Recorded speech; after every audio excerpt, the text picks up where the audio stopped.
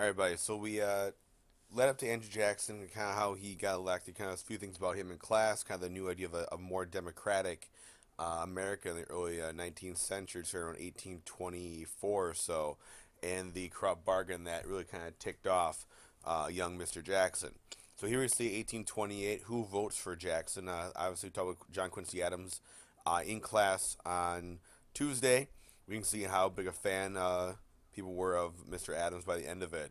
And you can see where most of Jack's support came from: the West, the South, even a little bit in the North here in terms of New York, Pennsylvania, so on and so forth. Uh, Jackson had a new coalition rule. These are the main followers that he had. So one, he had the planter elite. So he had the rich planters in the South, pro-slavery people. Okay, he had the Western people on the frontier because he was the anti-Adams who didn't want to give them free land. The artisans. So he had the small business owners, not the big factory people, little business owners that were trying to do things the old way yet. He also had what's called the state politician. He believed in what's called the spoil system. So if you supported Jackson, helped him get elected, he was going to give you some help and some love back, basically, what it was going to come down to. That to the victor go the spoil. So he was going to try and help people out there. That was the thought was going to be. And also, you have immigrants in the cities, new immigrants who are coming for a new life, regular people, also supported Jackson. Now, Rachel Jackson is kind of a hot topic in the election 1828. And I understand Andrew Jackson loved his wife with all his heart. He dueled for her honor at the drop of a hat. Um, and she actually dies in 1828, the same year he is elected to be president. Here's why. During the election process, it came out that Rachel Jackson, who had previously left a very abusive husband, never got an actual divorce decree. So this was brought out during the election process, and she was called every single bad, evil, nasty name in the book. She was basically akin to a prostitute in the eyes of the other side, and by the end of the whole thing, all of the stress, all those kind of things that came out of this, she did eventually get a final divorce decree, but essentially Jackson had married a married woman, and that their marriage was considered to be null and void, and that and the whole kind of bringing out of this in the public hurt her so bad that she dies of they said she basically died of heartbreak. She died of heartbreak. That the stress and stuff was too much on her, and she passed away. It was a huge downer on Andrew Jackson because he has absolutely loved his wife with all his heart, and he kind of put a little black cloud over him as things went on. Now, even though obviously Rachel Jackson passed away, here's the scene painted of Jackson's um, inauguration. It's everybody in all walks of life are out there to welcome Jackson because he is the president for the common man. So it doesn't matter if you're rich, poor, whatever. If you have fancy tuxes and top hats or dirty work clothes and dirty boots, everybody and anybody came to uh, see the inauguration of Jackson. I mean, people were actually riding their horses through the windows of the White House to get in. They ran out of all kinds of food, whether it be lemonade and alcohol, those kind of things. They ran out of everything at this party. It was a huge mob scene, they called it. And like, well, this was going to come to the United States, they kind of said. Here are a couple things that Jackson wanted to happen, okay? He opposed Congress who tried to look out for special interests, like for their own states. Now, he believed in the spoil system. He he should get the spoils, and that's where he thought things should go. Early on, he also opposed John Marshall, who he thought was too powerful as Chief Justice of the Supreme Court. But he said Marshall was taking um, too many. He was taking too many liberties with his power as Chief Justice, and that wasn't right. He really was in favor of states' rights and will of people. He said, we should have a powerful federal government, should have a more powerful to the states. We're going to see how that changes though a little bit, okay?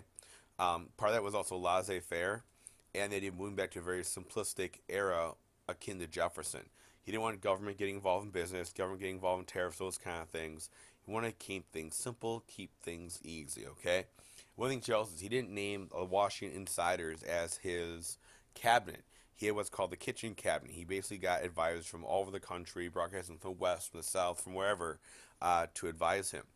The last one backfired a little bit. What's called here you kind of see this vision of Jackson. Notice how he's being portrayed here as Satan. dangling over the spoil system here, if you will, kind of what they're going to get his supporters. So you can see this little negative view of Jackson right away because he's being shown, as Satan. Um, Here's the idea of Jacksonian democracy, okay? Uh, Jackson really tried to change the idea that power was only in the hands of a couple people. All right, he didn't want it to be just 3 or 4 people or a couple rich people in power. He said I wanted to have the power in the hands of the people. So he had a kitchen cabinet that didn't he didn't really follow them at all. Okay, he thought politicians were only there for themselves. He relied on people throughout the country to be his advisors, and we'll see a good example in 1 second here. He also called for rotation. He had no problem firing politicians left and right if needed to be. He kind of said that um, he wanted to get the old people out, get the new people in, have rotation in office. That way, the people are better served.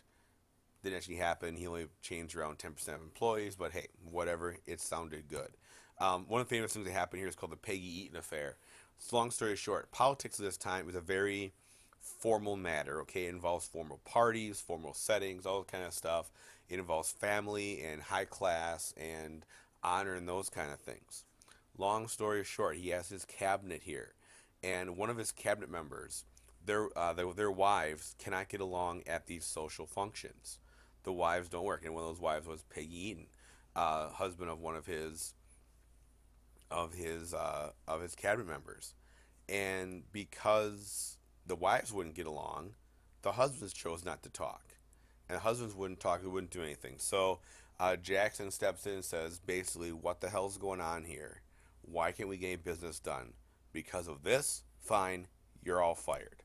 And he just wipes out his cabinet, rehires all new people, and hence it's now called the Peggy Eaton affair. He had no problem firing his politicians because he really didn't like them that much. He wanted to push more voting rights to white people. Notice it said just to white people, also being white males. So probably was the idea of getting rid of property requirements. Creating a little personal issue because think about it, who's his main supporter? The common man. And if you have to have a lot of property, you're not a common man anymore. He also pushed for something that wouldn't happen until the early 20th century. That was the popular election of senators. By this point, senators are still being elected by state legislatures. Always, not so rosy. He seems like he's doing a lot of these great things, but we're going to see things get a little dicier as time goes on here. One of the few things he tried doing was this. He tried to fill the western land. He basically dropped, unlike Adams, he dropped the price of western lands and said, we're going to let people go, okay? And big business flipped out because all their poor employees were leaving now and going out west and getting land. Led to a huge debate between Daniel Webster and a man named Hayne in the Senate, which is one of the biggest debates ever about should we sell land or not. One thing Jackson did to keep his slaveholding supporters, he passed a law refusing any anti-slavery literature to be sent through the mail. So he said you could not send any abolitionist tracts, newspapers through the mail.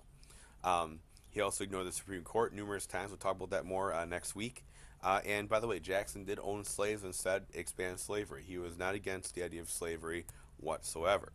One of the things started happening, he starts getting his issues. So now Henry Clay was his first vice president.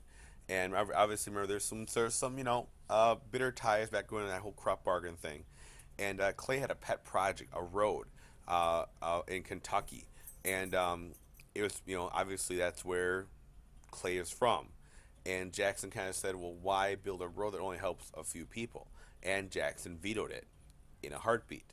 And so when he did this, it kind of took away any kind of support Clay had for Jackson and vice versa, and also started taking away Jackson's Western supporters.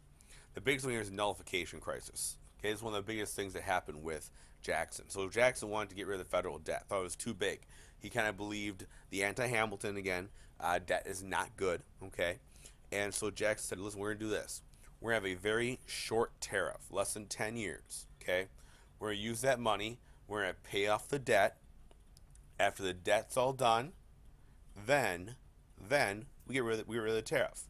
Not a problem." So this big debate starts happening, right? The North said, yeah, tariffs are good. It's going to protect the merchants. We're all good. Okay, awesome. South said no way because any equipment we get is coming from the North, and it's gonna cost more money for it. Also, we're gonna tariff slapped on us, then we're gonna lose our profits.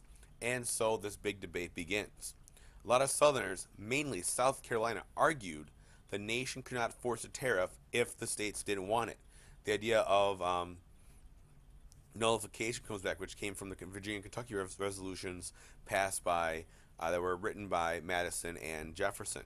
So basically, it says here, like, hey, if the government can put these tariffs on certain states, what about slavery? Could they do that too?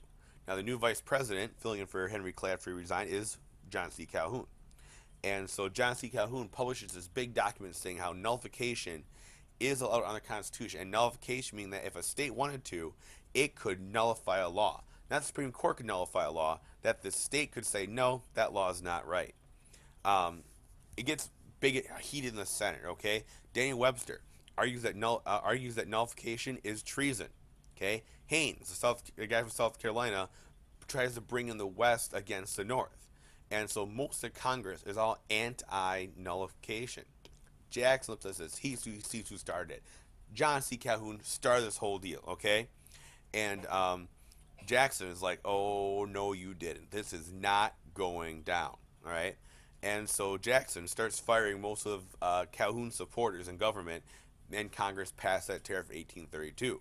Calhoun then resigns right away, okay, as vice president, says, I'm done not working for Jackson anymore, and right away the next day gets appointed as a U.S. Senator from South Carolina. Do you see where this is going? It's going to become a big mess.